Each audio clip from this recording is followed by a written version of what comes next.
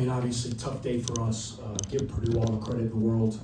They were really ready to play. I thought their fight, their physicality early, they hit us with that 10-point, 11-2 start.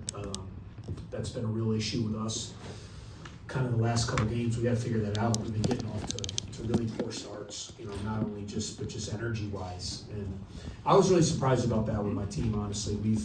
We've always been a team that has really bounced back from tough times, the last couple of years with this group. And I really thought, I didn't know that we would win the game, but I really thought we were going to be ready to fight and battle, and see what happened out there. And Purdue they out-scrapped us, they out-executed us.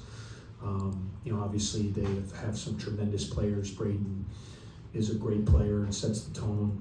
Kaufman is playing really well this year. And give their young guys credit. I thought Cox played really well. His defense, his physicality, they did a really good job kind of forcing us into tough areas. And then, what happened was they were making, Brooks and Nick pass the ball early, and we weren't able to capitalize with our other guys. I know Leach hit a couple, but and then what happened was those guys tried to do too much. I thought that really happened with Brooks. I thought he got a little bit sped up. He was trying to take 3 and 4 guys on, and that's where a lot of those turnovers came. So, we got to be a lot better in the course of a 31-game season. Unfortunately, there's always a couple games when you look back in every year where you just don't have it.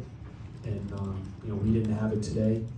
Obviously, grueling week. We've played 3 out of 4 on the road, which is par for the course usually for us. That's what the league's done to us pretty much every year. But, this was a tough week, the way we lost to Penn State, coming here and to, in my opinion, the toughest venue to play in the conference right now. And we gotta bounce back. We got an opportunity. We get a week. We don't play till next Sunday. We got to go home. We got to fix some things. We got to be better and try to find a way to get a win. Go to questions. Louis? Hey, Coach, you guys really struggled, especially in the first half, of the 18 points in the first half. Yep. 7 baskets, I think it was. Yeah. But, you mentioned they took the ball out of Nick and Brooks' hands. Was that the key to that? I think so, yeah. I mean, and I just think they were more physical. They were, quicker to the ball. I thought we were a step slow to everything. I just did.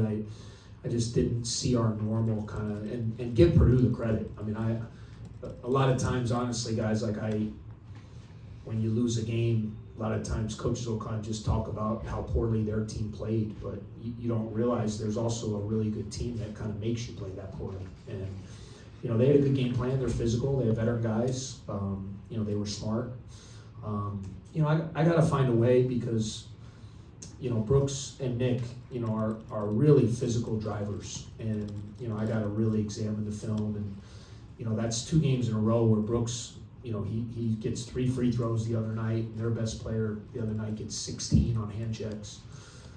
Tonight again, he gets 2 free throws and he's driving the ball. And again, I got to figure that out because, we got to find ways to get to the line and get some easy baskets.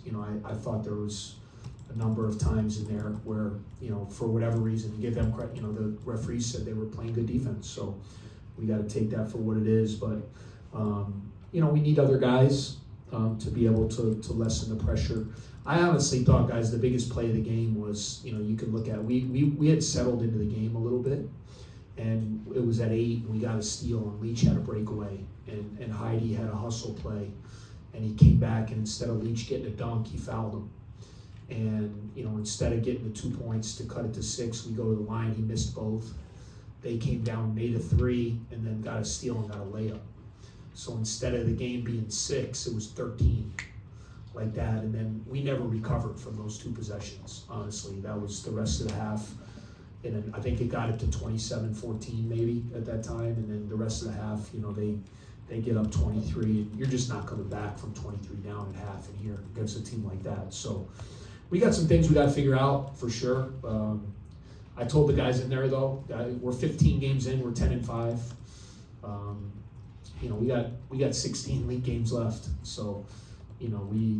There's a little fire alarm going off that we got to extinguish and get ourselves right and play better basketball.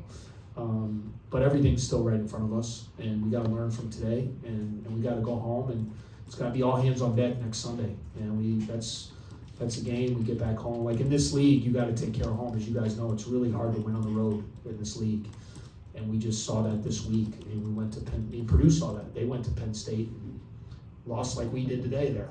So I mean, that's not an easy place to play, you know. And so and the way that game happened, I mean, that took a lot out of us. You know, the ending of that game and the way that happened, and then to come back, and I'm not making excuses, but it was a grueling week, and so we got to get home, we got to get ourselves right, we got to regroup and get ready for next Sunday. Coach, last minutes today for Jalen, time, Matt, than we're used to seeing. Can you talk a little bit about that process, especially considering Nick and Brooks played still late into the game? Yeah, I was playing the guys I thought were competing, you know, so I was just trying to find a group out there that was going to fight and battle and compete, and so I was throwing different guys in there, and that's the way it was. Angelo, Justin, KJ, those guys came in, gave us energy. I actually thought Keenan Fitzmaurice's energy was really good. I thought Luke's energy was really good today. So, you know, we're just trying to win, you know, trying to play well, trying to find something. You know, every game is different. You don't come into a game, at least I don't come into a game with the scripted minutes. You know, I come into the game trying to win and seeing what the game, and, you know, Matt and Ty and Jalen didn't quite have. Jalen made some shots, but I just didn't think their energy was great today, and obviously it was a tough week, and so I wanted to give those young guys a chance to see if they could give us a spark. Matt? Angelo had a career high at 19 points, replaced his previous, was at Dayton. You know, what does it mean to you to see a freshman guard succeed in these type of road environments, and what do you see his role on the team going forward? Yeah, man, I think his role on the team going forward is huge, and it has been the whole time. I mean, we're a developmental program. You know, that's how we've built this thing into a winner the last 2-3 years. Is by guys like Nick Martinelli hardly played as a freshman. Brooks only played 11 games his freshman year. Brooks, and now he's a first-team All-Leaguer, you know, as a senior. So we have unbelievably high hopes for Angelo, KJ as well. But it was just great to see Angelo he's fearless, as you guys see. He's fearless. He's athletic. He's not afraid of the moment. He's competitive. And now with those guys, it's about just sharpening up the little things, you know, like the details of the defensive scheme, being in the right spots, the things we're trying to do. And the more they pick that up, the more they're going to continue to play, because both of those kids have talent. And so I've been wanting them to get to this point where they can come out. So great, you know, that was the one real bright spot, in my opinion, was Angelo's minutes. Tonight, and to have that kind of success in, like what I said, to me is the toughest venue right now in the conference to play in. To the back. Coach, Brooks turned the ball over 8 times today. Do you have any concerns about him bringing the ball up the court when you face the kind of defensive pressure coming from Purdue? Yeah, well, I don't think any of his turnovers were in the backcourt. They were all in the front court, and I could be wrong, maybe one, but no, I do not. I mean, we're going to bring the ball up by committee, and there's times we feel like he's a great secondary ball handler. If they're going to put their best guy, like the other night, Ace Baldwin was on Jalen, you want to try to get Ace Baldwin off the ball. You know, Braden was picking up the ball. So most of Brooks's turnovers were in the scoring area. You know, I thought he made some poor decisions. I said it earlier. You know, he got himself into some tough spots by trying to do too much and making some plays that weren't characteristic of him. So, you know, that happens. He's got the ball in his hands a lot. There's going to be nights, you know, I've seen nights where, I mean, Braden Smith had 5 turnovers. Are you guys concerned about his ball security? He's one of the best point guards in the country.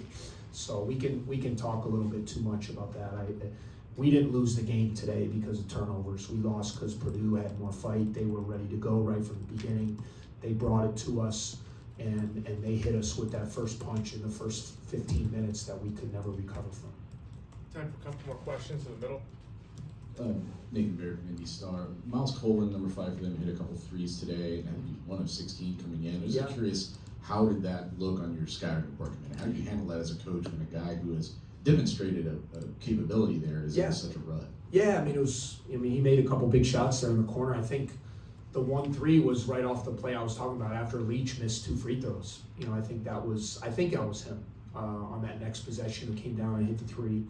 You know, I know they have high aspirations for Miles. He's a very talented player, and as a young player, sometimes you just go through things when you don't. But I know, judging by Coach Paint and his staff, I know they're working to get him right. And obviously, he hadn't been shooting the ball well. And when you have guys like Fletcher, Braden, and Trey out there that command more than single coverage, you know, sometimes you're gonna, you know, test your luck a little bit with some of those other guys. And you know, if they can get those guys, if CJ, you know, he's 2 for 4, Miles is 2 for 4, you know, Jakari comes in, you know, if those guys can come in and continue to make shots, Heidi, you know, who's a talented player, you know, those guys, it's going to really make them dangerous, you know, because they have 3 elite players, you know, in Braden, Fletcher, and Trey Kaufman. Final question in the front.